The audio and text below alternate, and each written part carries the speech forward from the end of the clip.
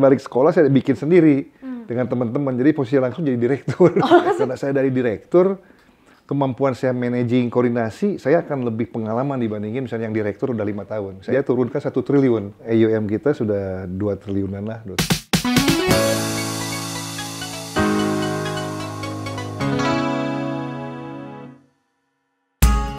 Pak Mustafa merupakan sosok yang memiliki pengalaman lebih dari 30 tahun di industri pasar modal Indonesia. Lulusan dari Universitas San Francisco 1986 dan lulusan Golden Gate University San Francisco, sekarang menjabat sebagai Direktur Utama di PT Kisi Asset Management. More than just a hidden gem, welcome back to Hidden Masters bersama saya Ardina Glenda. Langsung saja kita sapa Pak Mustafa. Halo Pak Mustafa. Halo. Ya. Apa kabar Pak? Baik, baik. Terima kasih loh. Sudah boleh main-main ke kantornya Pak Mustafa nih. Sama-sama. Oke, udah mau menjelang kuartal keempat nih Pak di 2023. Sejauh ini gimana sih perjalanannya Kisi Asset Management?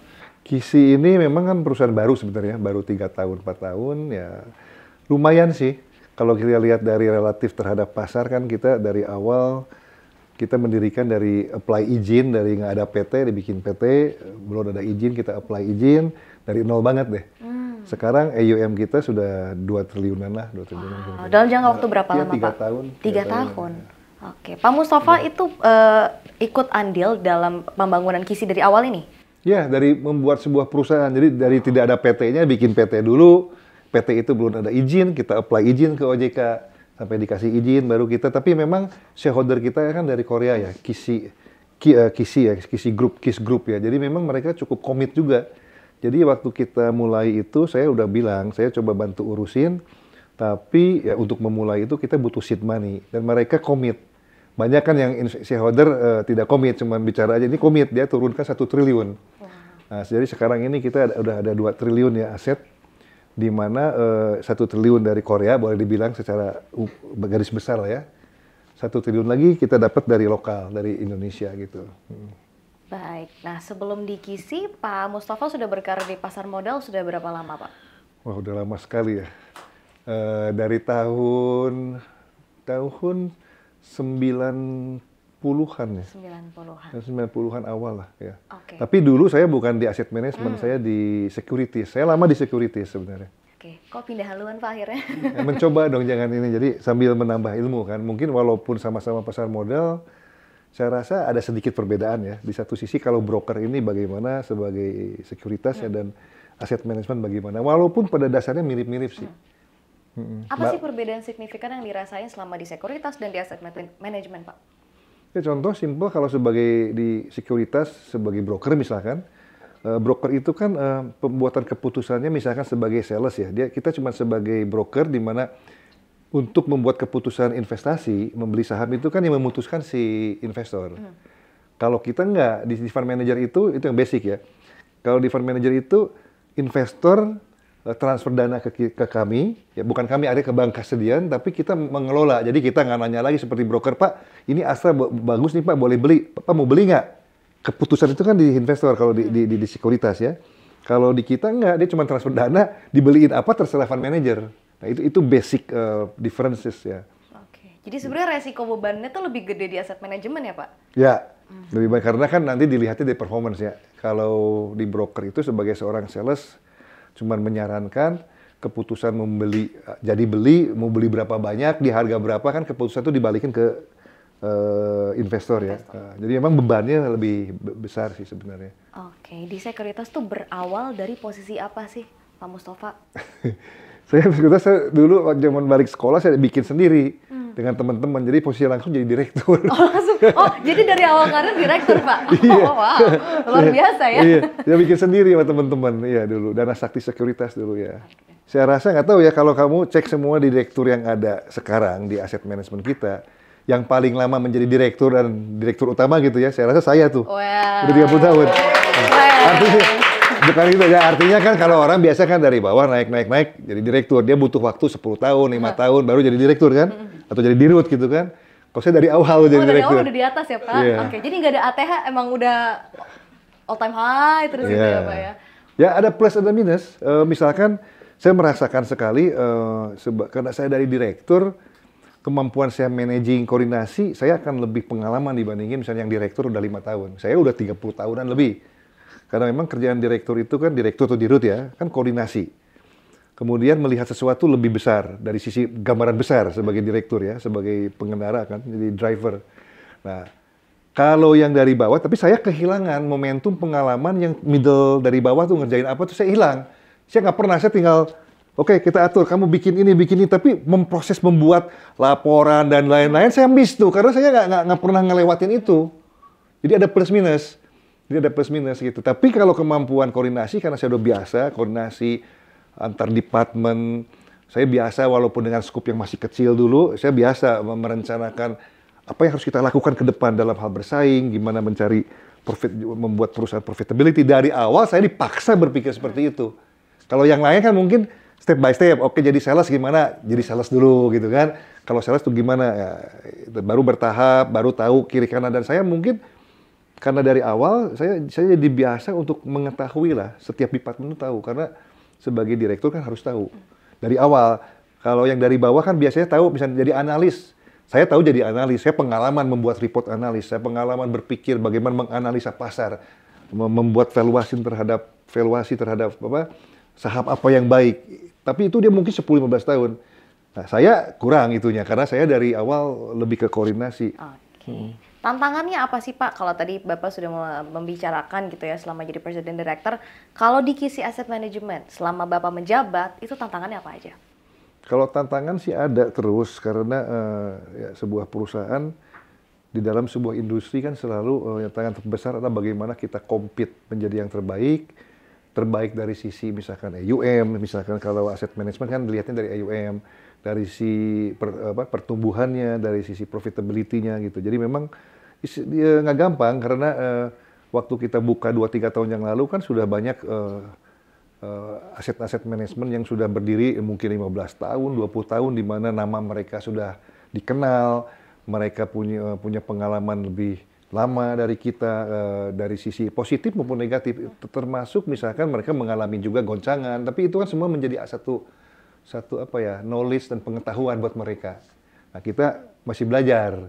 Nah, tapi untungnya kekurangan itu juga kita kan kebetulan shareholder kita ini kan KIS ya. KIS ya di Korea ya, itu cukup lama, malah KIS Group kita ini di Korea itu adalah aset manajemen yang terlama di Korea, yang pertama malah ya. Nah, kita bisa sharing itu. Dan buat saya, selain tantangan, saya juga bisa belajar. Karena mungkin aja karena perkembangan industri aset manajemen khususnya, di Korea kan lebih dulu dari kita. Tentu mereka pun sama, bisa mengalami lagi bagusnya bagaimana, lagi goncangnya gimana. Biasa sama kita juga ngalami di industri finansial tuh ada yang istilahnya apa tuh? Ada kebobolan lah, ada krisis dan lain-lain. Nah, itu mereka juga ngalamin itu. Sehingga kita bisa saling share, termasuk jenis-jenis produk yang mungkin di sini belum ada, mereka mungkin udah duluan karena mereka udah sama dalam perkembangan industri itu, mereka nyoba-nyoba juga memperkenalkan produk baru apa yang kira-kira di pasar bisa tertarik, bisa diserap oleh pasar, sehingga mungkin learning proses kita karena udah ada yang lebih pengalaman bisa lebih cepat. Nah, makanya ke depan pun kita ini kita karena being part of the regional player, saya mencoba memanfaatkan itu. Ada dua kelebihan being part of regional player ini. Kita mencoba satu dari sisi walaupun perusahaan kita baru, tapi kan grup kita besar. Grup kita besar ini kan dari sisi permodalan dan segala itu termasuk kayak AUM. Grup kita ini mengelola sekarang ekuivalen ke rupiah tentu karena mereka mengelola dalam Korean won ya secara garis besarnya ya. Tapi dalam ekuivalen ke rupiah itu sekitar 650 triliun. Wow. Besar sekali compare tuh misalkan kalau you cek di statistik per bulan lalu lah misalkan, industri kita ini aset manajemen, total AUM yang publik, karena kalau KPD, diskresi kan nggak muncul ya datanya ya. Kita ngomong yang publik juga. Publik itu baru cuman berapa 350 mungkin triliun ya. Itu seluruh industri loh. Seluruh industri. Kita satu perusahaan mengelola sekitar 650 triliun. Di Indonesia satu industri ya kurang lebih seluruh industri satu negara public fund ya, setengahnya. Di sana satu perusahaan mengelola 2 kali lipat satu negara gitu. Nah, dari sana saya ambil kesempatan ini, saya cukup beruntung bisa bekerja sama dengan mereka. Ada 2 hal yang kita bisa manfaatkan. Satu dari sisi pengetahuan dan pengalaman, termasuk pengetahuan dan pengalaman dari sisi produk. Jenis-jenis produk yang mungkin baru ada di sini, why don't we try gitu. Kayak kita test the market, apakah mungkin orang Indonesia, investor Indonesia cocok nih. Itu satu. Mereka udah lebih dulu kan nyoba-nyoba ini. Kedua, being part of regional player, kenapa enggak? Saya pergunakan bagaimana kalau misalkan contoh perusahaan lokal, walaupun sudah besar, susah dia masuk mencari investor Korea. Walaupun di sini gede. You boleh mengelola, tapi kan nggak gampang masuk ke sana dari sisi branding, kepercayaan. Saya pergunakan itu untuk malah diskusi dengan head office, saya bilang kita harus mencoba dua-duanya. Jadi untuk saya punya kelebihan adalah, dan saya harus memanfaatkan itu, bahwa kita mencoba terobos pasar, tetap lokal di kita garap, tapi, kenapa Korea yang kita garap? Kita introduce Indonesia dong kepada Korean investor, why not? Dan so far, it works, walaupun masih bertahap. Contoh, kita punya MSCI, ETF. Isinya MSCI ya, global MSCI, kita ETF, itu boleh dibilang 90% kita sudah ada AUM 460 miliar, 450 miliar, itu boleh bilang 90% adalah investor Korea.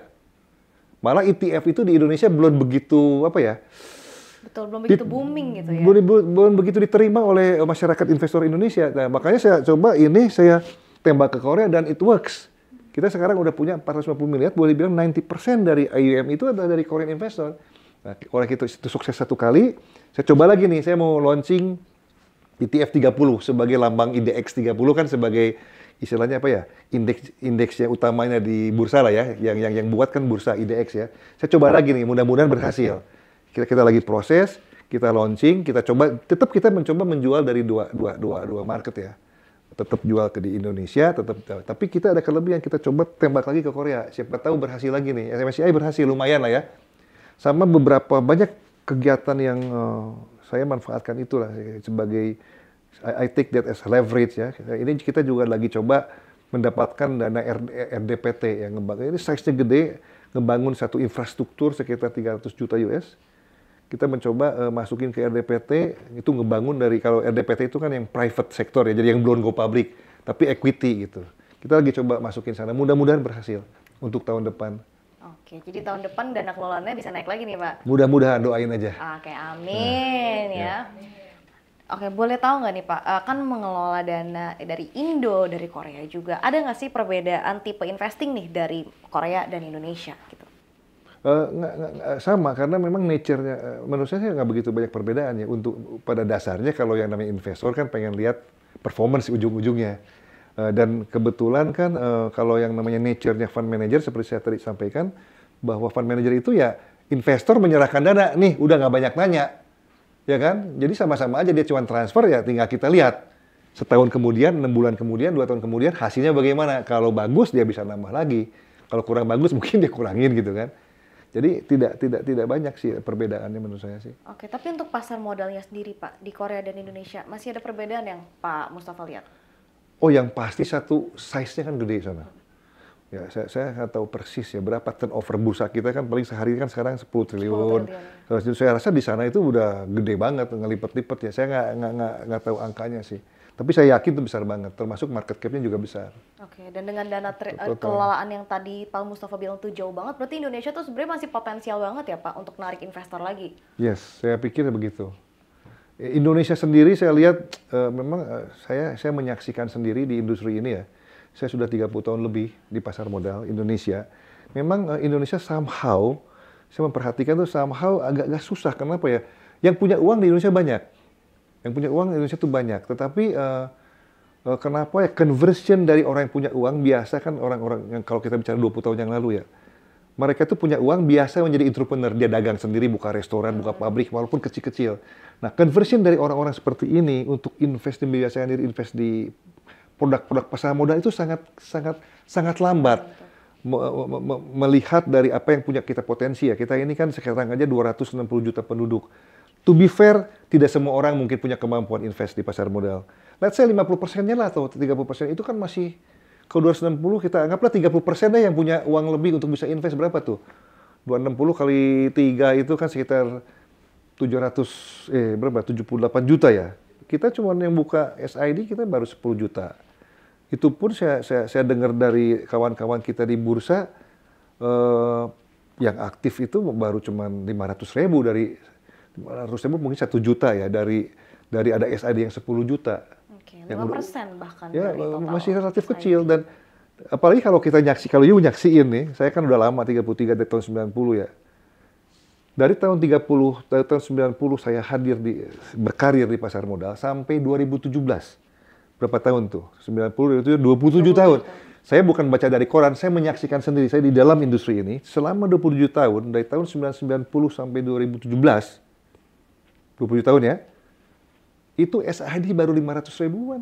1,5 juta di tahun 2017. Bayangin, selama 27 tahun, SID itu baru 1,5 juta. Mulai ada perkembangan sesudah 2017. Kalau kita lihat tiap tahun sesudah 2017, itu baru kelihatan. Mungkin tiap tahunnya 1 juta, 1,5 juta. Setiap tahunnya. Dulu selama 27 tahun ngumpulin SID baru ada 1,5 juta. Jadi kalau saya lihat dari potensinya memang saya nggak tahu somehow conversion dari orang yang mulai terlibat partisipasi investment di pasar modal itu agak lambat ya dibandingin dengan negara-negara lain kali ya. Saya pikir begitu. Baik, nah kalau misalkan kita ngomongin reksadana, investasi reksadana gitu ya, berapa persen sih yang orang tuh bisa ekspektasi dapat return dari reksadana? Kita ngomongin 1 tahun deh Pak. Nah ini termasuk edukasi ya. Namanya reksadana ini kan ya, investasi. Investasi itu tergantung satu investasi di mana. Hukum alamnya financial law, jadi ada basic financial law itu kan mungkin pernah dengar high risk high return, itu nggak bisa dilanggar. Jadi kalau you pengen untung yang besar, tentu somehow you harus berani ngambil risiko lebih besar. Tentu ada risiko. Nah ini nggak bisa dilanggar. Nah memang itu salah satu juga saya perhatikan, banyak orang di Indonesia udah memiliki dana tapi masih budayanya deposit. Dia pengen kepastian terus. Nah ini memang salah satu menjadi kendala di kita bahwa conversion ini yang masih agak susah. Sesuai dengan seperti pertanyaan Anda tadi ya, bahwa berapa? Karena memang cenderung understanding the basic financial law itu masih belum benar-benar diserap oleh orang. Jadi selalu pakai patokannya deposit. Oke, kalau saya invest, berapa ya hasilnya? Pastinya. Nah, pertanyaan itu sebenarnya tidak tepat lagi, menurut saya. Oke, kalau yang tepat gimana nih Pak? Yang tepat itu memang orang masing-masing harus mencoba, ini memang perlu edukasi yang lebih banyak lagi, di mana orang-orang itu harus mulai mengerti bahwa ya kalau mau return segitu, mau aman-aman ya deposito is clear, jelas. Kalau you mengharapkan lebih, tentu you harus berani ambil risiko. Nah, tinggal nanti dipilah-pilah berapa besar risiko yang mau diambil. Itu masing-masing kembali ke masing-masing risk profile-nya si investor gitu. Nah, ini saya rasa perlu tuh diedukasi karena memang reksadana ataupun investasi lain ya itu beda dengan deposito. Termasuk bukan saham aja, bukan reksadana aja, termasuk kalau you mau misalkan investasi in real sector, Anda punya uang lebih, diajak teman-teman untuk invest, let's say yang paling simpel mungkin buka restoran. Itu di restoran itu tidak ada jaminan bahwa buka restoran pasti untung. Berapa untung pastinya? Ada tahun tertentu mungkin untung kecil, ada tahun tertentu pas lagi booming untung besar. Itu nggak ada kepastian. Understanding terhadap situasi seperti itu, kondisi itu yang mungkin perlu diedukasi kepada investor Indonesia. Karena investor Indonesia itu masih berpikir, kebanyakan ya, bukan semua tentunya, kebanyakan memang masih berpikir bahwa seperti deposito investasi itu. Pasti angkanya gitu ya? Mau pasti angkanya, relatifnya ya, kalau seperti itu tidak salah, tapi ekspektasinya harus disesuaikan. Ya kita harus cukup happy dengan tingkat deposito. Nggak salah, itu setiap orang kan bisa berbeda-beda. Kalau orang kebetulan karakter risk profile-nya kecil ya, saya sarankan justru harus ambil deposito. Karena memang disesuaikan dengan karakter kita, kebutuhan kita, dan jiwa kita seperti apa gitu. Oke, jadi untuk sekarang belum ada range pasti nih untuk reksadana tuh kira-kira setahun seberapa gitu ya Pak? Tidak ada yang pasti karena reksadana sendiri masih bisa macam-macam. Reksadana equity, bisa reksadana campuran, reksadana money market, reksadana fixed income, itu hasilnya pasti beda-beda juga. Oke, saya boleh tanya nggak nih Pak Mustafa sebagai Presiden Director dari Asset Management, lebih pilih reksadana atau saham Pak? Tergantung jenisnya. Saya kan cukup lama mengenal saham, apalagi sebelumnya saya juga di sekuritas ya. Jadi untuk saya pribadi, kalau saya mau invest ke saham, saya lebih mungkin cenderung sendiri aja. Saya punya confidence sendiri lah gitu kan. Memilih saham, mengaturnya bagaimana, kombinasi dengan money management-nya, dengan kembali ke filosofinya ya. Tapi kalau untuk misalkan pas saat-saat saham itu misalkan, kan saham juga bergerak ya. ada cash untuk nunggu saya belum masuk ke saham, saya bisa masuk ke money market dulu. Karena money market liquidity ada, relatif juga cukup tinggi. Di lain sisi memberikan likuiditas. Jadi suatu saat ada opportunity, saya bisa tinggal ambil dari money market kan.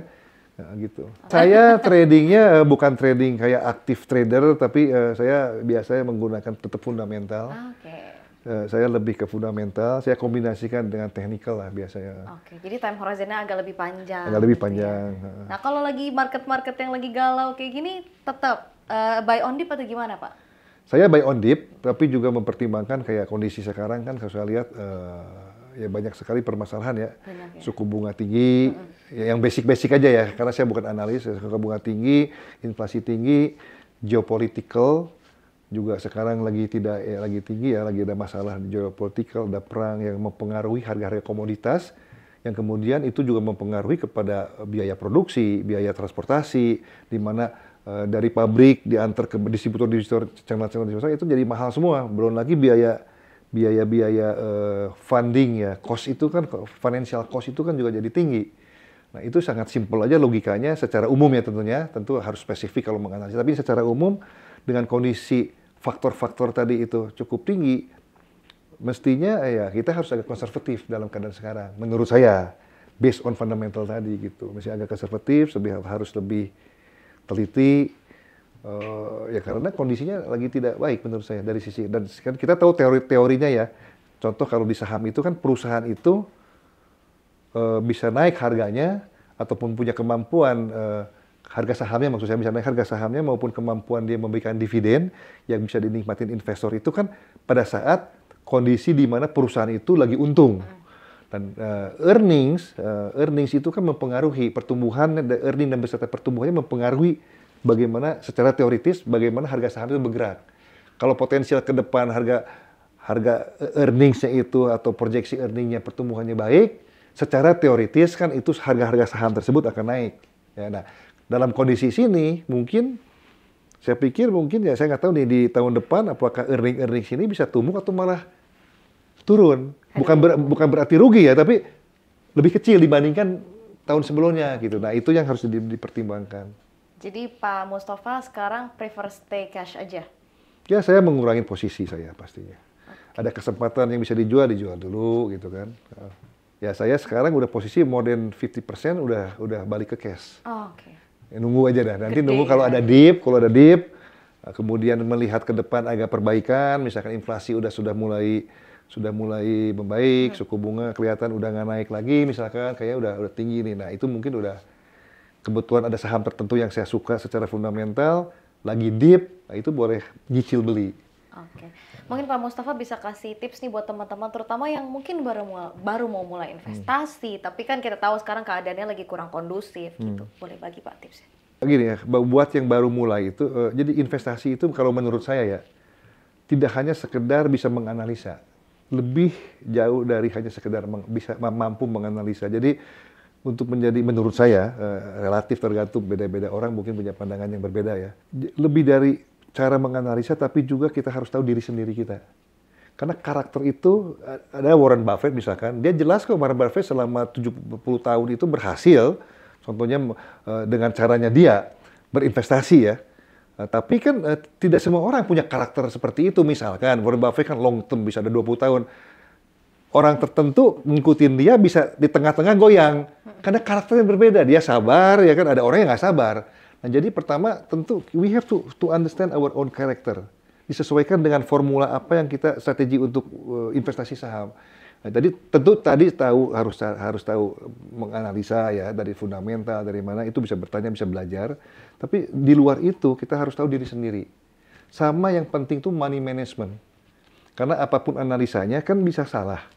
Nah kalau kita believe itu fundamental bagus, walaupun harga bisa bergerak turun, mungkin kita nggak khawatir karena sudah dialokasiin dana memang untuk investasi. Jadi penting sekali money management tuh. Banyak yang kena itu yang muda-muda, pertama udah basic analisisnya hanya dengar-dengar aja, lagi hot apa lagi masuk, kemudian quote unquote tadi money managementnya nggak diatur, pada saat turun dia bingung. Dari awal nggak tahu kenapa dia beli apa, karena hanya mendengar, pada saat turun nggak sesuai dia bingung, should cut loss atau should I hold it, ya kan? Kemudian karena tadi ada dorongan money management yang nggak jelas, mungkin dibutuhkan. Nah itu yang akhirnya banyak yang rugi. Jadi itu perlu perlu belajar dulu lah. Dan anak muda masih baru itu menurut saya perlu belajar, jangan buru-buru. Nah biasanya seperti saya tadi bilang bahwa di negara maju tuh bagi yang baru mulai justru sarana reksadana ini dulu yang baik. Jadi tahapan belajarnya ada gitu. Jadi kalau sekarang kita invest, kita sambil belajar, memperhatikan, bertanya, mendengar paparan dari si fund manager, dan kita perhatikan. Kalau kita sudah mulai mengerti, ya mulai ini kita banyak baca, banyak diskusi, lama-lama mungkin ada sebagian yang di manage sendiri. Karena waktu itu dia ini udah mulai ngerti. Jadi jangan terlalu buru-buru. Nah, sarana untuk itu sambil ini di reksadana. Nah, bagi yang awal-awal masih quote unquote ya, karena setiap orang juga berbeda-beda. Ada yang datang dari the have family yang udah punya modal dari orang tuanya, ada yang enggak. Salah satu cara mungkin ya nyicil, kayak dollar cost averaging lah paling gampang. Cari bisa indexing, bisa equity, kita lihat historinya. Nyicil aja tiap bulan disisihkan, bagi yang kerja ya, sisihkan sedikit-sedikit, nggak jadi masalah. Saya banyak mendengar bahwa kan saya nggak punya modal Pak, sebenarnya dari awal karir terutama anak muda nih, ini penting banget karena nanti untuk next 50 years, next 30 years ya, zaman dia pensiun dari awal tuh lebih membiasakan diri. Jadi walaupun misalkan uangnya kecil, dipaksakan bisa, walaupun sedikit nggak jadi masalah. Karena uang dikit mungkin tidak terlalu dampaknya ya, menghasilkan berapa. Tapi yang di-create itu habitnya. Bahwa you just start investing dari kecil, dari waktu umur muda ya. Habitnya walaupun mungkin kecil, betul, uang itu kalaupun untung berapa sih Pak? Nggak ada artinya buat saya masih butuh buat dana, masih banyak keperluan. But you creating the habit. Habit itu yang penting menurut saya, sehingga itu bisa dibawa sampai dewasa, sampai kita ada umur. Very important. Banyak orang yang seperti itu. Itu sih dari saya. Saran ke anak muda. Apa sih definisi sukses untuk Pak Mustafa? Sukses itu kan mungkin apa yang kita inginkan kita tercapai. Jadi kita harus tahu diri kembali kepada diri sendiri bahwa apa sih yang penting buat kita.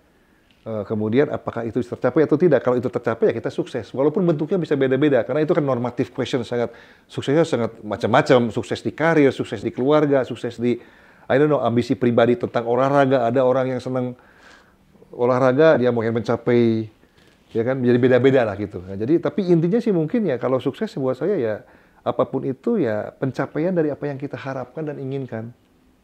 Itu sih buat saya. Oke, sekarang kita ke segmen berikutnya. Kita ada segmen games ya buat Pak Mustafa. Wah, dikasih game. Dikasih games, oke. Udah siap nih Pak? Kasih semangat dulu dong teman-teman. Oke, kita ke pertanyaan yang pertama ya Pak ya. Oke, yang gampang-gampang dulu. Gampang-gampang, jangan susah-susah, gampang-gampang aja. Oke, turunan dari saham dan obligasi yang berbentuk surat berharga, namanya apa Pak? Bisa ada warrant, ada structure warrant gitu mungkin. Oke, nama inklusifnya itu apa Pak? Derivatif? Betul! Oke. Warna ungu, itu campuran dari warna apa dan apa Pak? Wah, saya nggak tahu. Saya pikir saya pikir tebak aja ya. Tebak ya Pak. Ada merahnya mungkin? Ungu itu ada gelapnya, apa yang membawa gelap ya? Biru mungkin? Betul Pak. Oke, kita balik dulu nih ke habitatnya Pak Mustafa. Tempat diperdagangkannya surat berharga yang mempunyai jangka waktu jatuh tempo kurang dari 1 tahun. Money market. Betul. Gak salah jadi presdir ya, emang tahu semuanya. Oke. Suwe Ora Jamu itu berasal dari daerah mana Pak? Waduh. Lagunya. Suwe Ora Jamu yang pasti Jawa, Jogja. Oke, kita coba yang lain lagi ya. Kota Pahlawan itu sebutan untuk kota apa Pak? Surabaya. Oke, betul. Untuk masih inget. Itu zaman saya SD itu tahunnya juga. Bisa lupa. Pak Mustafa, terima kasih banyak buat waktunya. Terima kasih sama-sama ya. Sukses juga buat Miri. Amin. Sukses buat Pak Mustafa dan Kisi Asset Management. Thank you. Sahabat Firasat, the world is changing. Let's aim for higher and bigger. Kita jumpa lagi di episode Hidden Masters berikutnya.